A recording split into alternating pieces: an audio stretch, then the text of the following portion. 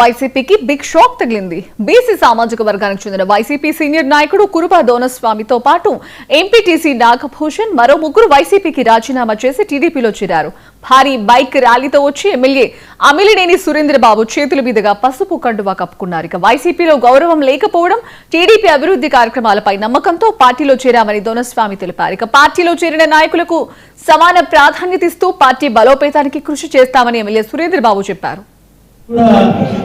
ఆ పార్టీ ఈ పార్టీ రెండు పార్టీలు మూలవర్గం మటుకు కూడా మేము రాజకీయంలో చేసినాం, కానీ మిగతా దాంట్లోకి ఏంటికి తాగులే గ్రామంలో కూడా మా ఊళ్ళో. ఎందుకంటే బలంగా తెలియజేసిన గ్రామం అది. ఆ గ్రామంలో కూడా మేము రాజకీయం చేసాం, కానీ మిగతాలకు ఎప్పుడూ తాగులేదు. వాళ్ళు కూడా మేము కూడా అందరూ కూడా ఎలక్షన్ వస్తే ఎలక్షన్ చేసిన పని ఎలక్షన్ అయితే అంతా కలిసి అన్నదమ్ములు మాత్రం తల్లిదండ్రులు మాత్రం అందరూ కలిసిపోయి జరిగింది. ఎందుకంటే గత 9 ఏళ్ళుగా నేను 23 నుంచి నా ప్రయాణం, అప్పుడు కూడా 9 సంవత్సరాలు తెలుగుదేశంలో నేను ఉండడం జరిగింది. తర్వాత కూడా ఎందుకో నేను కాంగ్రెస్ పార్టీలో పోవాలని ఆ రోజు పోవడం జరిగింది. కాంగ్రెస్ పార్టీలో దాదాపు 30 సంవత్సరాలు ప్రయాణం చేసినాం.